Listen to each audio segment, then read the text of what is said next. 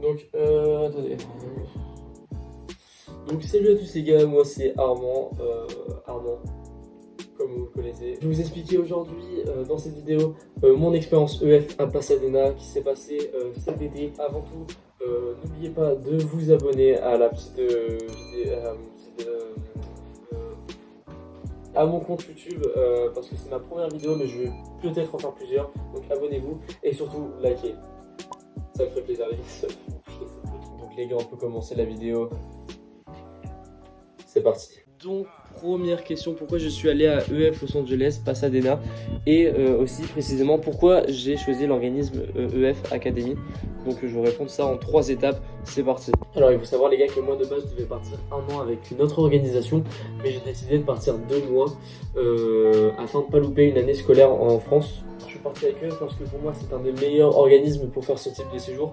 Et voilà, c'est qualité de ouf. Tout simplement parce que les campus sont incroyables. Il y a tout type de destinations. New York, Los Angeles, Miami et partout encore dans le monde quoi. C'est un truc de fou. Après moi j'ai choisi Los Angeles, c'est vraiment pour vivre l'American Dream. T'as les meufs sur la plage, t'as les mecs qui font du basket. Et aussi parce que c'est la map de GTA V. Oui.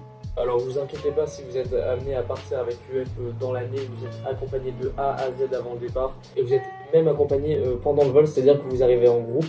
Donc j'ai vraiment eu le temps de me faire des potes avant d'arriver et donc c'est vraiment incroyable genre. Et c'est à partir de ce moment-là que mon truc a vraiment commencé.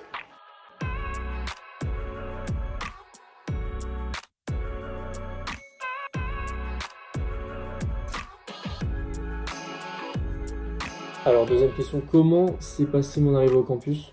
Alors dès le premier jour quand je suis arrivé à Los Angeles, ils nous ont donné une petite carte comme ça là qu'on devait enfiler autour du cou.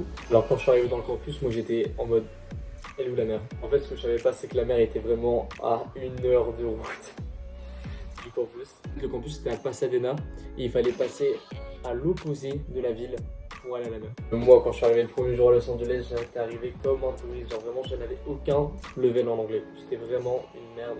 Yes, he's a Jew.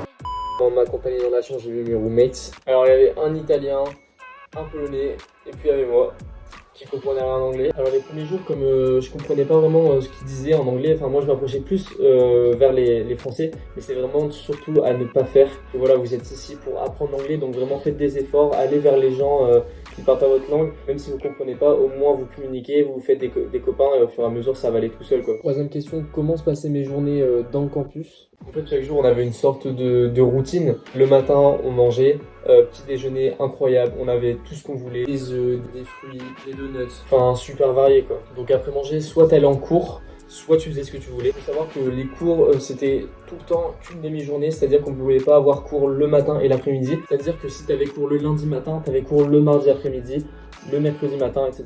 Les cours c'était du lundi au vendredi. Après le midi, on mangeait vraiment à l'extérieur parce que la cantine c'était cool. C'était génial. Vraiment, les cuistots étaient grave sympas. Genre. Vraiment, de toute façon, les gars, il faut s'y attendre. Si vous allez aux États-Unis, vous n'allez pas pour la cuisine. Enfin, il faut se le dire tout de suite. Là-bas, c'est soit tu manges un mac and cheese, soit tu manges un burger. Donc, si vous faites pas de sport, vous êtes dans la merde. Mais bon, le campus c'est fait pour ça. Donc, l'après-midi, c'était soit t'avais cours, ou alors soit t'allais en activité avec tes potes dans la ville et tout, parce qu'il y a vraiment plein de trucs à faire à Los Angeles. Donc, le soir, il fallait rentrer avant le couvre-feu de 22h. Donc, tu pouvais décider de soit manger à la cantine, soit manger à l'extérieur. Après, nous, je t'avoue, ce qu'on faisait, c'est que on mangeait à la cantine et après on prenait un Uber Eats à 23h. On était des gros porcs. Parlons maintenant des soirées.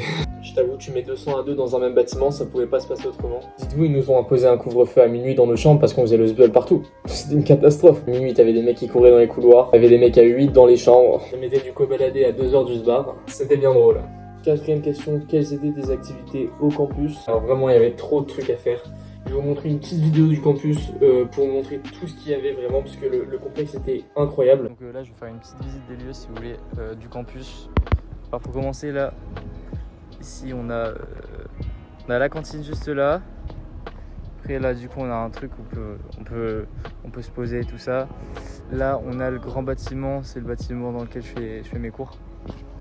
Donc là on a deux terrains de basket juste là en street avec la montagne derrière. Là, vous êtes pas près de la salle de basket, elle est juste incroyable.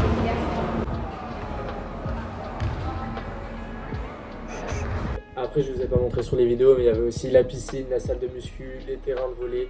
étape de ping-pong et aussi un terrain de foot qui avait à l'extérieur du campus et on pouvait y aller vraiment en 1 minute. 5e question, quelles étaient mes activités en dehors du campus? C'est là que ça devient intéressant. Alors les premiers jours avec mes potes, on est direct allé à la plage. Le premier à Venice Beach, incroyable. Les mecs qui font du skate, le coucher de soleil. Genre c'est vraiment le rêve American Dream comme vous voulez. Après on est allé à Santa Monica qui était vraiment à 5 minutes de Venice Beach. Alors là on est allé sur le ponton genre iconique de GTA V. Après on a pu faire Hollywood Boulevard, voir un match de baseball, manger dans des rooftops. Mais je pense que ma meilleure activité c'était quand même Real Madrid AC Milan. Vous allez vous demander pourquoi Real Madrid AC Milan à Los Angeles. J'ai même pas la réponse à votre question mais j'ai pu quand même voir mon équipe préférée jouer à Los Angeles donc meilleur souvenir. Dernière question, donc mon avis sur EF Los Angeles. Pour finir, je dois dire que EF Los Angeles a été la meilleure expérience de toute ma vie.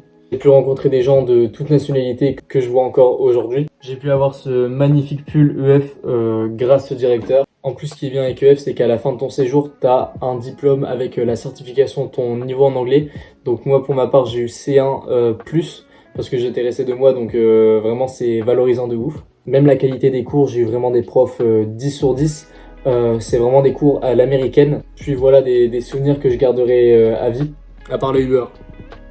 Oubliez les gars, oubliez les Uber. Alors les gars, c'est la fin de la vidéo, j'espère que vous avez kiffé. Il faut savoir maintenant que je suis ambassadeur EF, donc si vous souhaitez des brochures gratuites ou des catalogues EF, n'hésitez pas à cliquer sur le lien personnalisé que j'ai mis en description. Et si vous voulez des informations sur votre prochain voyage EF ou EF Los Angeles, n'hésitez pas à me faire part.